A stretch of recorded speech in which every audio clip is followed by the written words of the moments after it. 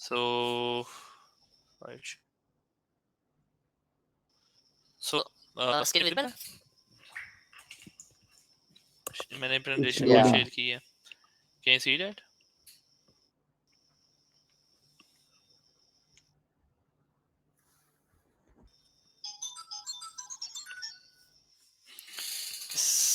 I'm not on multi screen. कोई confirmation देता है मुझे? आपकी स्क्रीन विजिबल है, आप इसको फुल स्क्रीन कर सकते हैं.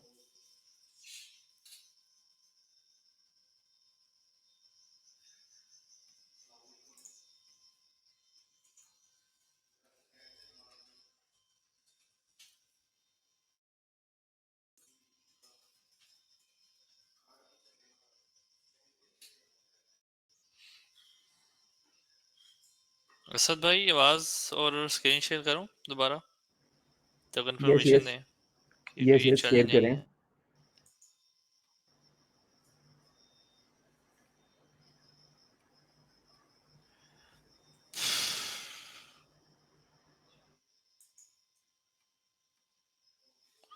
सो स्क्रीन दिख रही है मेरी? मैंने एक स्लाइड शेयर की है अभी. यस. कोई एक करके ताकि मुझे एक आइडिया हो जाए. 1 मिनट को यस लिखा हुआ है. कोई माइक ओपन करके बोल सकता है? विजिबल है, ठीक है, बेहतरीन है. मैं पढ़ रहा हूँ साथ में मैसेज, ठीक है. फिर my name is Abdul Fahad and I belong to Lahore, Pakistan. So basically, right now I'm doing my job as a multi-cloud engineer in a US based company. और जहाँ पे मैं क्लाउड डिपार्टमेंट के अंदर होता हूँ, जहाँ पे हम operations end to end operations को देख रहे हैं क्लाउड के. सो मेरे बैकग्राउंड के बारे में बताता हूँ. It's like 7 to 8 years of IT, bachelors in commerce है, बाद में मास्टर्स इन इंफॉर्मेशन टेक्नोलॉजी है. और I am holding 3x Google cloud certifications right now, जिसके अंदर गूगल क्लाउड प्रोफेशनल आर्किटेक्ट है, गूगल क्लाउड नेटवर्किंग स्पेशलिटी है, गूगल क्लाउड सिक्योरिटी स्पेशलिटी है. तो 3 मैं प्रोफेशनल सर्टिफिकेशन होल्ड करता हूँ. सर्टिफिकेशन मेरे पास नहीं है. और इसके साथ साथ अराउंड 3 साल का मेरा ट्रेनिंग भी है, जिसमें कॉर्पोरेट प्लस ग्रुप ट्रेनिंग्स दोनों इंक्लूडेड हैं. So I have teached like in more than 5 to 6 countries right now.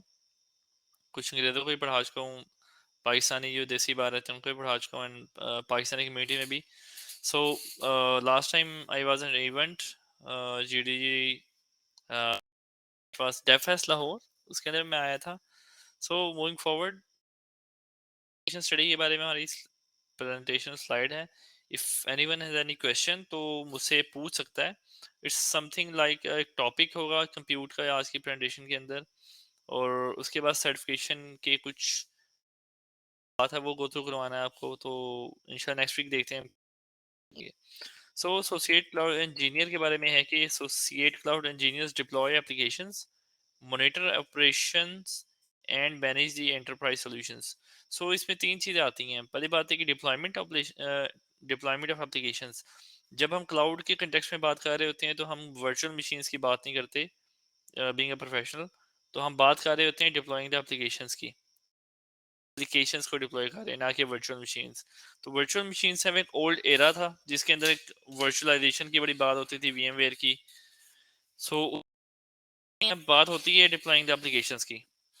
उसके बाद पहला स्टेप डिप्लॉयमेंट का होता है. अब इस दूसरा स्टेप उसकी मॉनिटरिंग का होता है कि उसकी अप टाइम अवेलेबिलिटी कैसी है, उसके लॉग्स वगैरह कुछ एरर्स आ रही हैं, जो भी उसके ऑपरेशंस चल रहे हैं एप्लीकेशन के, उनको मॉनिटर करना होता है. उसके बाद मैनेजिंग एंटरप्राइज सॉल्यूशंस. सो एंटरप्राइज सॉल्यूशंस के अंदर आपके पास जो सॉल्यूशन होते हैं वो आपके पास एजाइल होते हैं, हाईली अवेलेबल होते हैं, सिंगल पॉइंट ऑफ फेलियर नहीं होता, multi zone multi regional deployed होते हैं. So multiple type of enterprise solutions होते हैं, उनकी मैनेजमेंट होती है. भी एक एंटरप्राइज सॉल्यूशन किसी एक प्लेटफॉर्म पे नहीं चलता. कुछ इसका उसका you can say infrastructure service पे होता है, कुछ उसका पैस पे होता है, कुछ उसका मैनेज डेटाबेसेस पे होता है. सो मिक्स एंड मैच इस्तेमाल कर रहे होते हैं, कुछ बैकएंड एपीआई चल रही होती हैं. तो आपका ये एंटरप्राइज सॉल्यूशन होता है, कभी भी किसी एक स्टैक पे, किसी एक टेक्नोलॉजी स्टैक पे नहीं चल रहा होता. It is comprised on multiple solutions, तो इसको मैनेजमेंट करनी होती है कि आपस में सारी चीज़ें आपस में कम्युनिकेशन सही तरीके से कर रही हूँ। सो ये सर्टिफिकेशन है, ये गुड पॉइंट है उनके लिए जिसका at least 6 months hands on experience हो, थोड़ा बहुत आपने लैब्स वगैरह की हो, किसी ऑनलाइन कोर्स से यूट्यूब से पढ़ा हो। So you can say like आपने, अगर आप 2 घंटे भी लगाते हैं, 1 से 2 घंटे आप लगाते हैं, और like 40 minutes, okay so watching the wardrobe using the post, so that's I am confirm कि मैं कंफर्म करना चाह रहा हूँ कि स्क्रीन चल रही है कि नहीं। मुझे कोई मेरी स्क्रीन अभी शेयर है यहाँ पे एसोसिएट की, मैंने डेफिनेशन लिखी हुई है, कोई मुझे कंफर्म करता है जरा। I can see मुझसे your बात कह रहे screen. Move This to the next, page ठीक है। number 2. ओके, स्ट्रक है। आई थिंक बाकियों के पास तो मूव हो चुकी है, कुछ के पास स्ट्रक है। आई थिंक मेरा इंटरनेट का तो कोई चैलेंज नहीं है। हाँ, you are on screen too, ठीक है। हाँ जी, we are on slide number 2, ठीक है। हम स्लाइड नंबर 2 पे, कुछ का मे बी इंटरनेट का चैलेंज हो, लेकिन हमारे पास ये स्क्रीन नंबर 2 पे हम आ चुके हैं। सो डेफिनेशन गो थ्रू करवा रहा हूँ। तो जिसके ऊपर है कि एटलीस्ट 6 मंथ का आपके पास एक्सपीरियंस हो, गूगल क्लाउड की हैंड्स ऑन लैब्स वगैरह की हों, कोई वीडियोस देखी हों, कहीं से भी गूगल के डॉक्यूमेंट्स पढ़े हों। सो आप 1 से 2 महीने, 3 महीने, मैं रेफर करता हूँ कि एटलीस्ट 3 महीने का होना चाहिए। डॉक्यूमेंट्स में 6 मंथ लिखा हुआ है, लेकिन 3 महीने, 2-3 महीने क्या इनफ होता है कि आप उसके ऊपर थोड़ा हैंड्स ऑन कर रहे हो, मशीन डिप्लॉय करना आती हो, सर्विस डिप्लॉय करना आती हो, तो आप उस एग्जाम की तैयारी कर सकते हैं, कितना चैलेंज नहीं है। तो जो हमारा सर्टिफिकेशन स्टडी ग्रुप है, ये हम बात करेंगे एसोसिएट क्लाउड इंजीनियर के बारे में। इसके अंदर जो आज का एक टॉपिक है, मैंने बताया कि उसके एक जीसीपी की सर्विस है, गूगल का सॉल्यूशन है, जो कि हम पढ़ेंगे, जिसका नाम है कंप्यूट। सो ये कंप्यूट के अंदर स्लाइड विजिबल हो तो मैं चेक कर लूँ। मैं मल्टी स्क्रीन पर नहीं हूँ, ये देखना पड़ता है बार बार।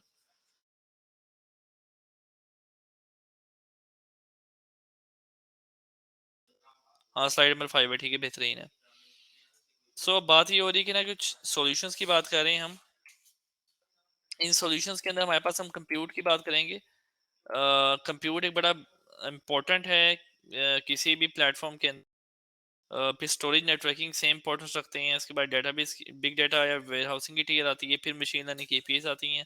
सो हम जो बात कर रहे हैं, हम बात करेंगे कंप्यूट के ऊपर आज थोड़ी सी। सो कंप्यूट के अंदर, गूगल के अंदर क्या फीचर सेट आता है, कंप्यूट इंजन उनकी प्रोडक्ट का नाम है गूगल की। जैसे वर्चुअल मशीन आप एक अपने लैपटॉप में बनाते हैं, एयर के अंदर इसे वर्चुअल मशीन्स कहते हैं, अमेजोन के अंदर टू कहते हैं। तो गूगल क्लाउड के अंदर इसके बाद जो हमारे प्रोडक्ट का नाम है, उसका नाम है गूगल कंप्यूट इंजन। सो ये लोगो इस तरह का बना होगा। उसके बाद इंजन के अंदर एक आपके पास टाइप्स आती हैं। कंप्यूटर इंजन में आपके टाइप आती है, एक होती है प्रेम्पटेबल वीएम्स, उसके बाद एक आती है कस्टम मशीन टाइप्स, एक ऐप इंजन है, फिर एक कंटेनर इंजन है। जो हमारे पास कंप्यूटर इंजन है, उसकी एक फॉर्म प्रेम्पटेबल वीएम्स है, जो डिस्पोजेबल वीएम्स होती हैं। It cost 80% less as compared to the normal VMs, लेकिन ये बैच प्रोसेसिंग और इस तरह के वर्कफ्लोट्स में इस्तेमाल हो रही होती हैं। जो रेगुलर पे एज यू गो या प्रोडक्शन के अंदर आप कंप्यूटर इंजन को इस्तेमाल कर देते हैं फॉर सर्वर्स, प्रेम्पटेबल वीएम्स आप लोड जनरेशन, बैच प्रोसेसिंग के लिए इस्तेमाल करते हैं। फिर कस्टम मशीन टाइप्स भी हैं। अब ये जो है आपके पास होती हैं, और कुछ कस्टम भी होती हैं। जो कस्टम का फीचर है, किसी और क्लाउड में इस टाइम अवेलेबल नहीं है। कस्टम का फीचर सिर्फ गूगल क्लाउड के अंदर अवेलेबल है। इसके अंदर क्या मतलब है कि आप एक 4 GB रैम के साथ मैक्सिमम 4 VCPU के साथ मैक्सिमम रैम को एक्सपेंड कर सकते हैं। एक वाहिद ऐसी चीज़ है जो कि कंप्यूट की, जो किसी और क्लाउड में अभी तक मैंने नहीं देखी, वो कस्टम मशीन टाइप्स है, और ये आपके बहुत ज़्यादा पैसे भी बचाती है। फिर आपका ऐप इंजन है, ये प्लेटफॉर्म एज सर्विस है for running your serverless workloads. फिर कंटेनर इंजन है या क्लाउड रन है। इसके अंदर क्या फ़र्क है कि लेस्ट कस्टमाइजेशन इसके अंदर अवेलेबल होती है, इसके अंदर मोर कस्टमाइजेशन अप्लाई होती है, क्योंकि ये टोटली कंटेनर बेस्ड सॉल्यूशन है। यहाँ पे आप कस्टमाइजेशन बहुत ज़्यादा कर सकते हैं। और इन दो के अंदर क्या है कि आप कंटेनर बेस्ड सॉल्यूशन या चाह रहे हैं तो आप ऐप इंजन में आते हैं। अगर आप सर्वरलेस को रन करना चाहते हैं, मतलब कंटेनर्स को रन करना चाहते हैं, क्लाउड नेटिव को, क्यूबरनेटिस को रन करना चाहते हैं, मशीन को एक वर्चुअल मशीन ऑपरेटिंग सिस्टम पे डिप्लॉय करना चाहते हैं, तो ऊपर के 3 ऑप्शन आपके पास है। अगर आप टोटली कंटेनर नेटिव सॉल्यूशन चाह रहे हैं, तो आपके 2 नीचे वाले ऑप्शन है। मूविंग फॉरवर्ड, कंप्यूटर इंजन की तरफ फीचर्स को देखते हैं। यहाँ पे हमारे पास एक पहला ये फीचर राइट साइजिंग है। रिकमेंडेशन इंजन होता है जो हमारा एक फीचर होता है, जब आप गूगल में अपनी मशीन चला रहे होते हैं ना, 5 से 6 से 7 10 मशीन चला रहे होंगे, तो आपके पास ना नोटिफिकेशंस आ रही होती हैं कि आपकी मशीन ना ओवर ऑप्टिमाइज है, अंडर ऑप्टिमाइज है, इसको रीस्केल करें। सो पहली बात तो ये कि राइट साइड गूगल आपको ऑटोमेटिकली बता रहा होता है, ठीक है। ये feature I have not seen in air. ये गूगल में देखा है कि आपको ना एक नोटिफिकेशन आती है एनवीएम्स के, you can save this amount of cost. अब ये करता है क्या कि आपकी मशीन के पैटर्न्स को देखता है कि क्या डेली बेसिस पे सीपीयू की कंजम्पशन क्या है, अंडर ऑप्टिमाइज है क्या ओवर ऑप्टिमाइज है। तो आपको as per the performance life line वो बताता है एआई के बेस्ड के ऊपर कि आप मशीन को छोटा या बड़ा कर सकते हैं। दूसरी ऊपर एक चीज आ रही है इंस्टांस मेटा डाटा और स्टार्टअप स्क्रिप्ट। स्टार्टअप स्क्रिप्ट क्या होती है कि जब आपकी मशीन बूटअप हो रही होती है तो उस दरमियान में आप स्टार्टिंग में स्क्रिप्ट को डिफाइन कर सकते हैं। विंडोज के केस में पावर शेल, और लाइनक्स के केस में शेल और बैश के स्क्रिप्ट को आप डिफाइन कर सकते हैं। इससे क्या होता है कि वो जो स्क्रिप्ट आपने प्रोवाइड की होती है आपकी मशीन बूटअप हो रही होती है, फॉर एग्जांपल आपने यम इंस्टॉल एनजीनिक्स किया है, तो आपकी मशीन जैसे ही स्टार्ट होगी तो आपका एनजीनिक्स इंस्टॉल हो जाएगा। सो स्टार्टअप स्क्रिप्ट के थ्रू किसी भी ऑपरेटिंग सिस्टम के स्टार्ट होते टाइम कुछ नंबर ऑफ टास्क का परफॉर्म कर सकते हैं। ये आपके पास फीचर जो ऊपर लिखा हुआ है instance Meta data startup script, ये इसके अंदर आता है। उसके बाद आपके अगली चीज है लाइव माइग्रेशन और ऑटो रिस्टार्ट। अब लाइव माइग्रेशन का क्या मतलब है, जब आपके पास गूगल में कोई अंडरलाइंग हार्डवेयर है जिसके ऊपर आपकी मशीन चल रही हैं, वो हार्डवेयर आपको नहीं पता, तो जैसे ही किसी अंडरलाइंग हार्डवेयर पे लोड आता है या कोई फॉल्ट आता है तो गूगल रियल टाइम में आपकी मशीन को दूसरे हेल्दी होस्ट के ऊपर माइग्रेट कर देता है। इसे फॉल्ट टॉलरेंस तो हाईली अवेलेबल कहेंगे क्योंकि आपकी मशीन किसी न किसी क्लस्टर की फॉर्म में चल रही होती हैं, और in case of some hardware failure automatically जाके रीस्टार्ट भी हो जाती है। सो स्टोरेज यहाँ पे सैन की होती है और आपका क्लस्टर कॉन्फ़िगर होता है जिसके ऊपर मशीन आपकी मूव कर रही होती हैं। इसके आप इवेंट्स के अंदर जाकर देख भी सकते हैं कि आपकी मशीन्स जो हैं they are running on some other host, तो वो आपको लाइव इवेंट माइग्रेशन का एक इवेंट बता रहा होता है वहाँ पे। उसके बाद दूसरा कि ग्लोबल लोड बैलेंसिंग आप कर सकते हैं मशीन्स के थ्रू, मतलब कि कुछ मशीन्स को आप जोन ए में चला सकते हैं, कुछ को जोन बी में चला सकते हैं। इसी तरीके से आप जोनल से ऊपर जाएं तो आप रीजनल के ऊपर भी चला सकते हैं, मतलब कुछ मशीन्स आपकी यूएस के रीजन्स में चल सकती हैं और कुछ आपकी आपकी ये चल सकती हैं आपकी यूएस की और कुछ यूरोप के रीजन में। तो जो आपकी ट्रैफिक आ रही है यूएसए के थ्रू, तो जो फ्रंट एंड पे लोड बैलेंसर लगा होता है वो आपकी यूएस की ट्रैफिक को यूएस की मशीन्स के पूल की तरफ सर्व करता है, और जो आपकी यूरोप की ट्रैफिक है उसको यूरोप की तरफ से सर्व करता है। मतलब कि जो कनेक्टिंग यूजर है उसका जो कनेक्शन जहाँ से आ रहा है उस तरफ से बेहतरीन या कम तरीन लेटेंसी के साथ जो उसे मिल आता है उसको वहाँ पे सर्व करवाता है। आई एम नॉट श्योर कि कौन सी आ रहा। Everyone can hear me clearly. मैं अब चैट की तरफ देख रहा हूँ। 9 6 ठीक है। सो कोई क्वेश्चन है यहाँ तक कंप्यूटर इंजन के बारे में कि कंप्यूटर इंजन में मैंने 2 से 4 अभी स्पेक्स बताए हैं। यानी क्यूरीज कोई माइक ओपन करके बोल सकता है और I will move forward then. No hand raise option 2, अच्छा।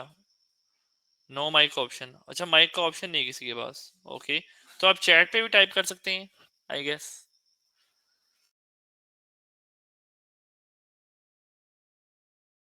अभी मैं भी म्यूट हो गया था, आई एम नॉट श्योर कि कौन कंट्रोल कर रहा है। अच्छा कहने की कस्टम कंप्यूट। सो इमाद जो कस्टम कंप्यूट होता है ना, इसमें लिमिटेशन तो कोई नहीं है, इससे पैसे बचते हैं। बाज़ औक़ात होता है ऐसे कि आप इतनी बड़ी मशीन नहीं चाहिए होती, तो आप ना मतलब आपको 4 सीपीयू और तकरीबन 28 GB रैम, तो आप रैम ज़्यादा रख सकते हैं और सीपीयू आपको 4 ही चाहिए होते हैं। सो ये जो कंजम्पशन कितनी सीपीयू और कितनी, हाँ जी, मैक्सिमम किस तरह होता है ये डिपेंड करता है सीपीयू पे। तो गूगल क्लाउड के अंदर जब आपके पास सीपीयू को आप बढ़ाते हैं तो हैं। सो 2 वीसीपी के साथ मैक्सिमम 16 है in case of N series, और आप 4 करेंगे तो आपके पास मैक्सिमम 32 आई गेस। उसके बाद आप 8 करेंगे तो आपके पास 64 है।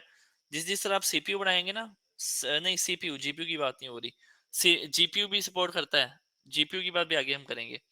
तो ये जो बात अभी हो रही है कि कस्टम में ना जैसे ही जैसे हम सीपीयू बढ़ाते हैं उस तरह आप रैम ज्यादा से ज्यादा लगा सकते हैं, और जबकि ये स्टैंडर्ड प्री डिफाइंड होते हैं उसके अंदर होता है कि 4 16 8 32, उसमें 8 के साथ आप 64 नहीं कर सकते। ये दूसरे क्लाउड में थोड़ा सा ये कह सकते हैं कि मसला है कि वहाँ पे आपको प्री डिफाइंड सेट्स के साथ जाना पड़ता है, लेकिन गूगल में ऐसा नहीं, गूगल में आप जो है वो प्री डिफाइंड के अलावा कस्टम के साथ भी जा सकते हैं। अब यहाँ प्रेम्पटेबल की बात हो रही है, प्रेम्पटेबल 80% सस्ती मशीनें होती हैं लेकिन किसी भी टाइम 24 घंटे के अंदर पावर ऑफ होती हैं। इसके अंदर हम इस्तेमाल कर रहे होते हैं, ये हम लोड जनरेशन बैच प्रोसेसिंग के लिए इस्तेमाल कर रहे होते हैं, या एग्जांपल एक यूज केस लूंगा जेंकिंस। तो जेंकिंस के अंदर क्या होता है कि वर्कर नोड्स आपके जा रहे होते हैं। वर्कर नोड्स क्या कहते हैं कि आपके ना बिल्ड्स को बना रहे होते हैं। मतलब जब आपकी पाइपलाइन ट्रिगर होती है तो उसके लिए आपको नोड्स रिक्वायर्ड होते हैं जेंकिंस के ना। तो आप प्रेम्पटेबल नोड्स को वहां पे चला सकते हैं। जब आप नॉर्मल मशीन चलाएंगे तो आपको उसके पैसे ज्यादा पड़ेंगे वाली पे एज गो मॉडल पे। जब आप ये प्रेम्पटेबल वीएम चलाएंगे तो आपके जो कंप्यूट के नोड्स हैं वो प्रेम्पटेबल मशीन भी हो सकती हैं। फिर आप उसको किसी स्क्रिप्ट के थ्रू ऑटोमेटिकली रीस्टार्ट भी कर सकते हैं। सो प्रेम्पटेबल केस में उस तरह के वर्कलोड होते हैं जिनके अंदर हमें डाउन टाइम या अगर कंप्यूट डिस्ट्रॉय भी हो जाए या पैरेलल प्रोसेसिंग कर या बैच प्रोसेसिंग कर रहे हो, जेनोमिक्स कंप्यूटिंग हो जाए, आपकी वर्कर नोड्स चल, मतलब इस तरह के वर्कलोड जो कि अगर डिस्ट्रॉय हो जाए मशीन तो जिस उनका नुकसान ना हो इतना। तो बैच प्रोसेसिंग की बहुत अच्छा यूज केस है। हम इसको लोड जनरेशन और बैच प्रोसेसिंग दोनों मैंने इसका इस्तेमाल किया हुआ है। सो इसके बहुत ज़्यादा पैसे बचते हैं, अराउंड 70 to 80% बिल सस्ता आता है इसका। और कुबेरनेटिस के अंदर भी अगर आप नोड्स इस्तेमाल करते हैं जो कि प्रेम्पटेबल आपके बहुत अच्छे पैसे बच जाते हैं। नो एसएलए इसके केस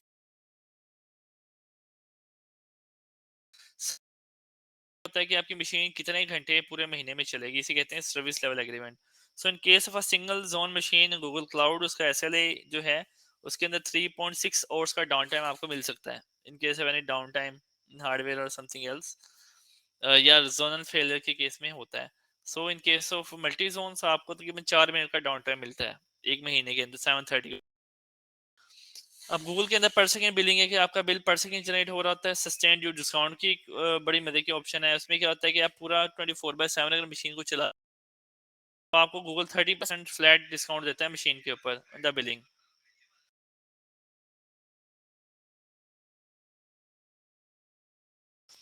उसके बाद कस्टम मशीन्स का ऑप्शन आता है। ये मैंने आपको गो थ्रू करवा दिया है कि इसमें मशीन को हम कस्टमाइज कर सकते हैं कि 2 V C P U 8 GB RAM, 4 V C P U 32 GB RAM, इस तरीके से। So any question till now? मैं चैट भी देख लूँ थोड़ी सी। Can you please differentiate which feature is only available in GCP because we can also instances in Azure? हाँ जी, हाफिज सलमान मलिक, इसका जवाब ये है कि एजर में ना आपके पास कस्टम मशीनें नहीं होती। एजर में आपके पास ना ये ऑप्शन नहीं होता कस्टम मशीन्स वाला। वहाँ पे आपके पास ना प्रेम्पटेबल इज इक्वल टू स्पॉट, और वहाँ पे कस्टम मशीन नहीं होती आपके पास। ये फीचर अवेलेबल नहीं है। सो हाफिज सलमान मलिक, क्लियर हुआ क्वेश्चन आपको कि कौन सा गूगल की कंप्यूट में क्या चीज़ डिफरेंट है? और लाइव माइग्रेशन वाला फीचर है वो भी एज्योर के अंदर नहीं है। वो एज्योर आपसे उसकी जो है अवेलेबिलिटी सेट कन्फिगर करवाता है। मैं wish Abdul Ali, I think you are already join, so आप सुन रही हैं इसको।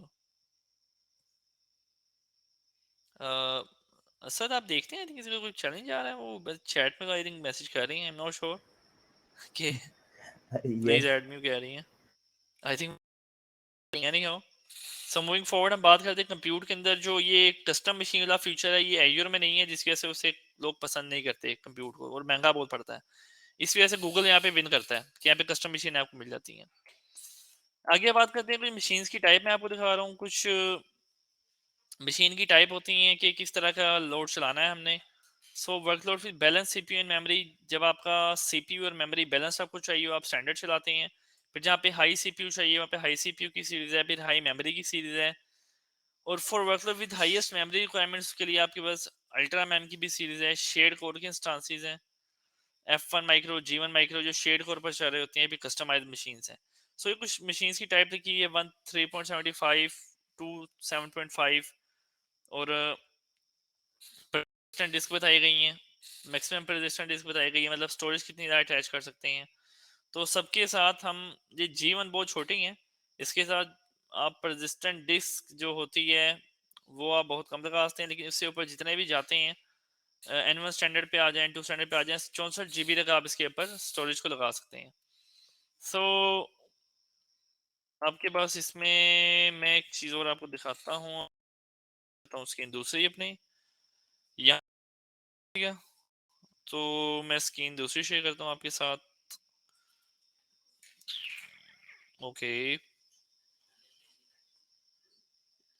नॉट श्योर असद, एक मैसेज आ रहा है, प्लीज ऐड मी, मैं विश अब्दुल अली का मैसेज आ रहा है, not sure. So moving forward मैं स्क्रीन दोबारा शेयर करता हूँ अपनी। इंटर स्क्रीन, एक विंडो शेयर करता हूँ और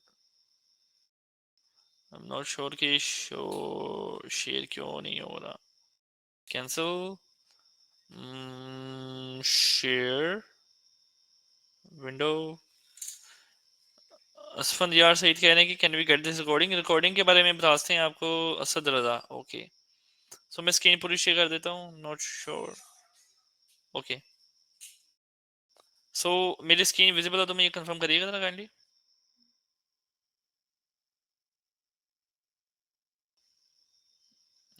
स्क्रीन आई गेस कोई चैलेंज तो नहीं है अभी ये। ओके, विजिबल है। सो अब यहाँ पे मशीन टाइप्स के बारे में थोड़ी बात करते हैं। जब गूगल में आप एक मशीन बनाते हैं कस्टमाइज्ड, तो उसके अंदर आप क्या करते हैं, क्या कर रहे होते हैं कि आप कोर्स को जितना बढ़ाते हैं उतनी ज़्यादा आप उसके अंदर रैम लगा सकते हैं। सो देख सकते हैं कि आप 16 के साथ मैक्सिमम 104 GB की आप रैम यहाँ पे लगा सकते हैं। अब यहाँ पे ओनली 1 CPU और इवन नंबर ऑफ VCPUs है। मेमोरी की बात कर रहे हैं 0.9 GB मिनिमम है टू 6.5 GB पर VCPU। जो इसकी रेशो ये है कि 6.5 GB आपको पर VCPU मिलती है memory. Total RAM must be multiple of 256 MB है। और कस्टमाइज VMs है यहाँ पे as compared to predefined VMs ये भी लिखा हुआ है। अब custom predefined types need more memory और more CPU। जब आपको एक चीज बहुत ज्यादा चाहिए और दूसरी चीज थोड़ी कम चाहिए तब आप कस्टम की तरफ जाते हैं। सो मूविंग फॉरवर्ड आर्किटेक्चर्स की बात करते हैं। अब ये N1 सीरीज क्या होती हैं, E सीरीज क्या होती हैं, C सीरीज क्या होती हैं, गूगल में क्या चीजें हैं। असल में इनका जो अंडरलाइंग हार्डवेयर है ना, ये प्रोसेसर आपको गूगल दे रहा है। सो N1 सीरीज के अंदर 1 VCPU is equal to single hardware hyper threading enabled. Hyper threading क्या होती है कि आपके CPU की लॉजिकल डिवीजन की जाती है। कि अगर एग्जांपल ले रहा हूँ कि अगर आपके 8 कोर्स हैं, अगर आप हाइपर थ्रेडिंग इनेबल करते हैं तो आपको 16 VCPU मिलते हैं। जब आप हाइपर करते हैं तो आपको मिलते हैं डबल VCPU। जब आप हाइपर थ्रेडिंग को डिसेबल करते हैं तो each core is equal to each VCPU। तो क्लाउड की दुनिया में ना, जब बात हो रही होती है VCPU की हो रही होती है, और VCPU के केस में आपको मतलब कि हाइपर थ्रेडिंग इनेबल्ड मशीन से मिलती हैं। N सीरीज यहाँ पे भी लिखी हुई है, 6 GHz ऑफ Xeon E5, फिर Xeon E5 वर्जन 2, फिर E5 V3। N1 सीरीज के अंदर आपको ये सारी प्रोसेसर की फैमिलीज मिल जाती हैं। आप इसको एडवांस के अंदर जाके सिलेक्ट कर सकते हैं। और बात करेंगे हम यहाँ पे ऑपरेटिंग सिस्टम की, तो रेड हैट, सेंटोस, विंडोज सारे आपको जो हैं OS यहाँ पे सपोर्टेड होते हैं। और ये लाइसेंस्ड होते हैं। जो bring your own license free वाले हैं वो सेंटोस फ्री है, ओपन सूजी फ्री है, रेड हैट एंटरप्राइज पेड है, विंडोज पेड है, यूबंटू।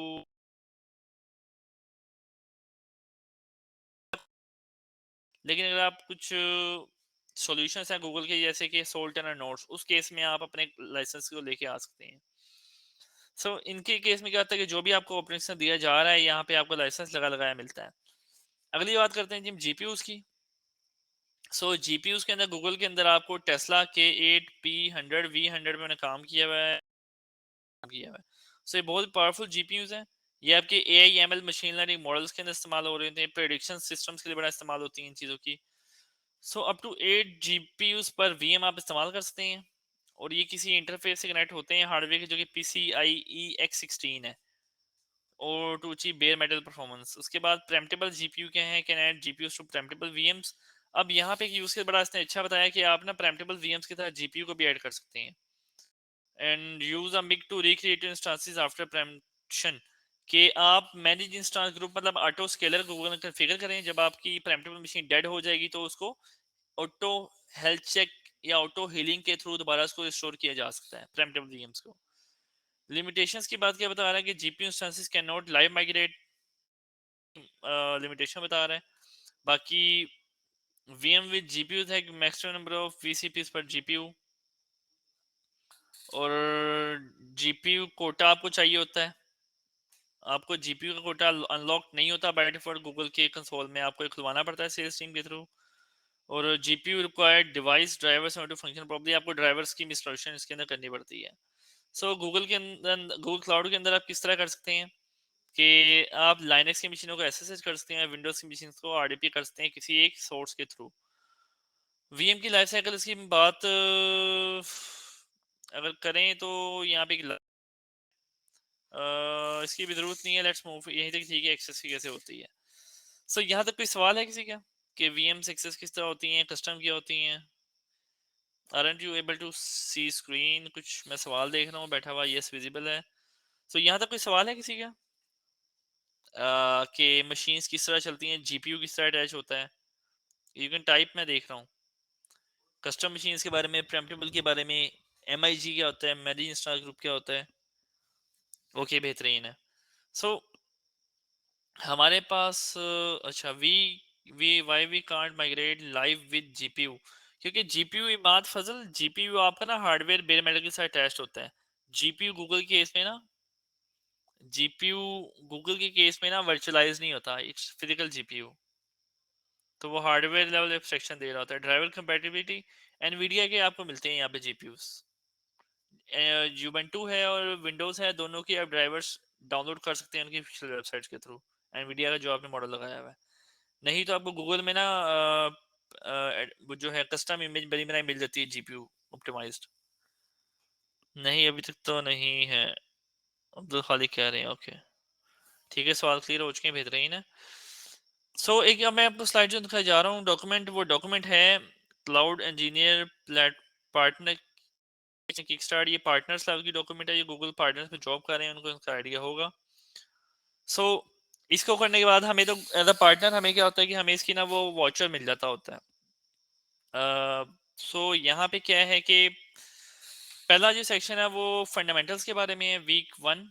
उसके अंदर क्या होता है कि कोर इंफ्रास्ट्रक्चर के ऊपर कुछ डॉक्यूमेंट्स हैं, कुछ वीडियोज हैं, वो देखनी होती हैं, इसको आप छोड़ सकते हैं। फिर फाउंडेशन का है, फिर कोर सर्विसेज का है, फिर स्केलिंग एंड ऑटोमेशन के है, इनकी ना पूरी ड्यूरेशन है। अब ये कोई वीडियोस हैं, कुछ डॉक्यूमेंट्स हैं, फॉर एग्जांपल मैं अगर इसको ओपन करता हूँ तो मैं आपको दिखा भी देता हूँ। एक ये टेम्पलेट्स बनी होती हैं, इन्हें आप एनरोल करते हैं, एनरोल करने के बाद आप इस पूरे पाथ को गो थ्रू करते हैं। ये देखें, इसको आपने एनरोल करना होता है। जब आप एनरोल करते हैं तो इसके अंदर 12 वीडियोस हैं, एक डॉक्यूमेंट है, 3 क्विज़ेस है, ये आपने परफॉर्म करने होते हैं।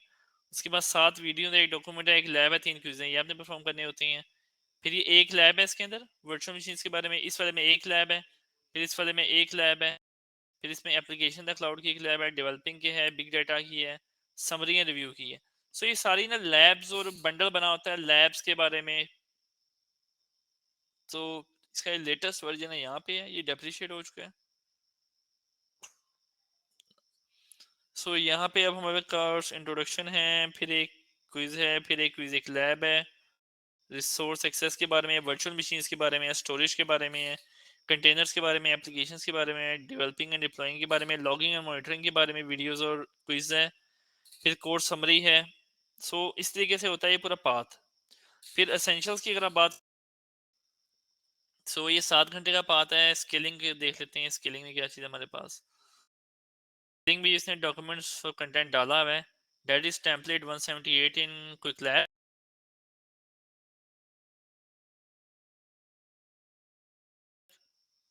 व्हाट इज बिग डाटा करना होता है, ये एचटीटीपी रिक्वेस्ट को लेता है विद ऑटो स्केलिंग, ये इंटरनल और बैलेंसर है बेसिकली। और ये वाली जो है आगे हम देखते हैं इसमें लैब कौन सी है हमारे पास। एक लैब है कॉन्फ़िगर इंटरनल, ये इंटरनल, ये एक्सटर्नल, ये हमारे पास एक्सटर्नल लोड बैलेंसर है। सो यहाँ पे हम एचटीटीपी लोड बैलेंसर के साथ ऑटो स्केलिंग देखेंगे, इंटरनल लोड बैलेंसर के साथ देखेंगे कि बैकएंड एप्लीकेशन को किस तरह ऑटो स्केल कर सकते हैं। और फिर अगर इंफ्रास्ट्रक्चर ऑटोमेशन के अंदर देखूँ, मेरे ख्याल में इसमें टेराफॉर्म की लैब होगी। हाँ जी, automating your deployment, automating deployment of infrastructure using Terraform. कि इसमें ना डिफरेंट लैब्स होती हैं छोटी छोटी, जो कि आपने परफॉर्म करनी होती है। किसी की 1 घंटा दौरानियाँ हैं, किसी का 45 मिनट है, और इस तरह की इसकी दौरानियाँ हैं। सो मैनेज सर्विसेज के बारे में डॉक्यूमेंट्स हैं। अच्छा, आप बात करते हैं स्किल बैजेस की। ये वो स्किल बैजेस होते हैं कि जब आप परफॉर्म करते हैं, क्लास की स्कीम्स आती हैं और गूगल डेवलपर ग्रुप की हमारी स्कीम्स होती हैं, उसके अंदर आपने बैज अचीव करने होते हैं। बैज अचीव करने के बाद आपको ना इसका मिलता है वॉचर। और वॉचर जो होता है, वॉचर आपको जब मिलता है तो आप एग्जाम को अपने फ्री ऑफ कॉस्ट स्केड्यूल कर सकते हैं। सो अगर मैं देखूं इसके अंदर क्या है और ऑटोमेटिंग के अंदर क्या है, ऑटोमेटिंग को देख ले, लिंक में गया। सो ऑटोमेटिंग के अंदर मेरे पास क्या है, टेराफॉर्म फंडामेंटल्स की एक लैब है, ये सारे लैब्स की बात हो रही है। सो जो आपने स्किल्स बैच अचीव करने होते हैं सारे लैब बेस्ड होते हैं। टेराफॉर्म फंडामेंटल्स की बात है कि आप एक वर्चुअल मशीन किस तरह बना सकते हैं, और यहाँ पे हैंड्स लैब है जिसके अंदर आपने टेराफॉर्म के कोड को चेंज करना है। फिर उसके ऊपर लैब है, फिर टेराफॉर्म स्टेट के ऊपर एक लैब है, फिर आपके पास एक लैब है जिसके थ्रू आप कुछ इंफ्रास्ट्रक्चर का प्रोविजन करेंगे यूजिंग टेराफॉर्म। और अगर हम देखें फंडामेंटल टास्क के ऊपर तो क्लाउड स्टोरेज, क्लाउड कंसोल को गो थ्रू है, क्लाउड का गो थ्रू है, आईएम का स्टार्टअप है। फिर इसके अलावा आपके पास मॉनिटरिंग पे स्टार्ट लैब है जिसके अंदर आप अपनी वीएम्स को मॉनिटर कर सकते हैं। फिर आपके पास कमांड लाइन है, सीएलआई है, पबसब का स्टार्ट है, इवेंट ड्रिवन प्रोसेसिंग होती है इसके अंदर। फिर आपके पास पाइथन है, पबसब का पाइथन फंक्शन लिखा जाता है। फिर इसके बाद performing foundational infrastructure task in Google cloud है। सो ये सारे लैब्स होती हैं। तो जितने भी स्किल बैचेस मिलते हैं जिसके ऊपर सर्टिफिकेशन आप फ्री में हासिल कर सकते हैं, data based on labs. For example हम ये लास्ट वाले को देख लेते हैं। तो ये लास्ट वाला है आईएम की लैब है, SQL for BigQuery and cloud SQL है। फिर मल्टीपल वीपीसी नेटवर्क्स की लैब है, फिर मॉनिटरिंग के बारे में एक लैब है, क्यूबेनिट्स की, और उसके बाद एनवायरनमेंट को सेटअप करने का चैलेंज है जिसके अंदर आपको वो इंस्ट्रक्शंस नहीं देता, आपने खुद उसको करना होता है। सो ये इस तरीके से काम करता है। जब आप ये बैजेस को अचीव कर लेते हैं जिनमें से एक, दो, तीन, चार जिसके आगे स्टार्स लगे हुए हैं, उसके बाद आपको एक रेडीनेस एग्जाम मिलता है। Readiness exam free of cost होता है, इसे आप साइन अप कर सकते हैं। यहाँ पे अगर हम जाएं, सो ये रेडीनेस एग्जाम आता है, इसको आप लॉग इन करते हैं।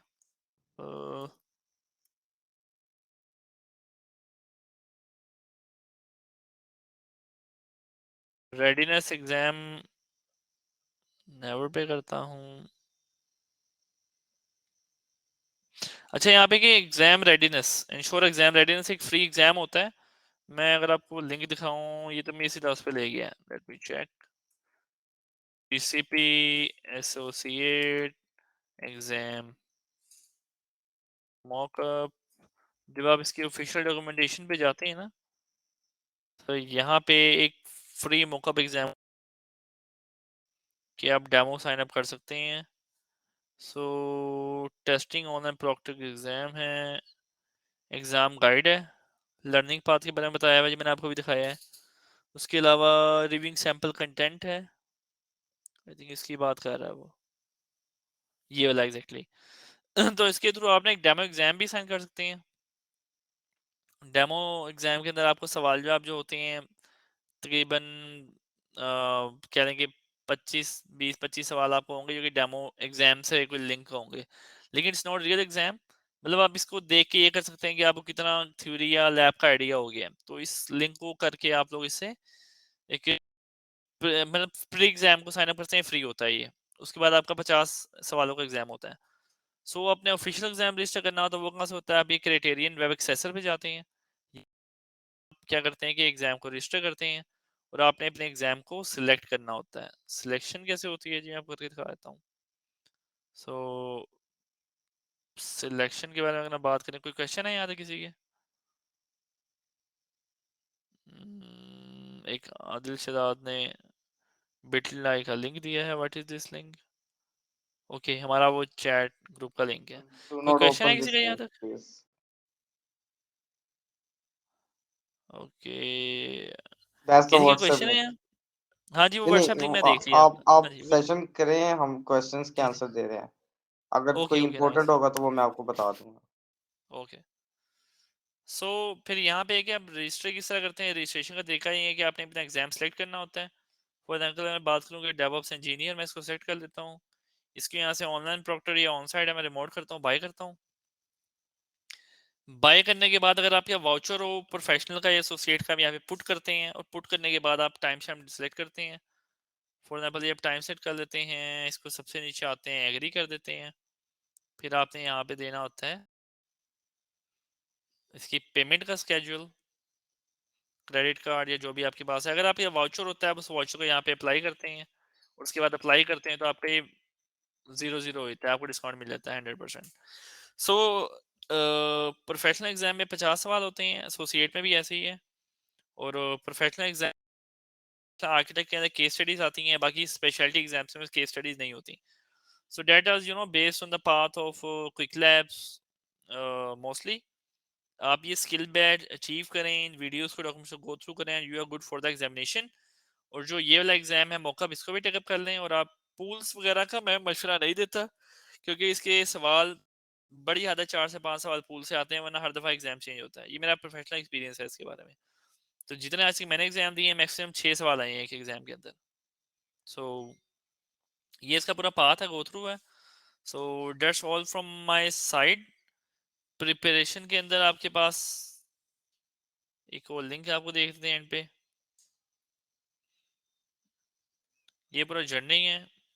इसके बाद कुछ डॉक्यूमेंट्स हैं रेलिवेंट है, मतलब ये सारे डॉक्यूमेंट्स होंगे, लैब्स नहीं होंगी इसके अंदर. ये सारी डॉक्यूमेंटेशन है. In this what you will study finishing study plan. तो एक छोटा सा स्टडी प्लान है आपको दिया हुआ है.